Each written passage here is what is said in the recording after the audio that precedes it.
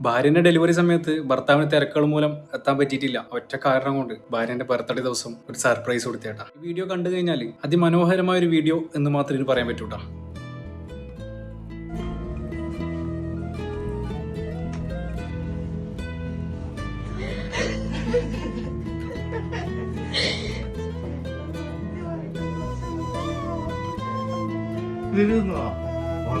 വന്നേ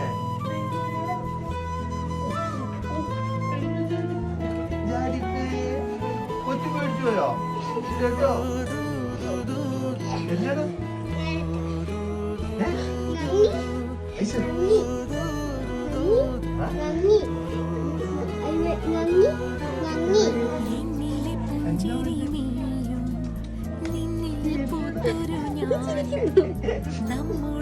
ഒടുവിലെത്തിയിരിക്കുന്നു.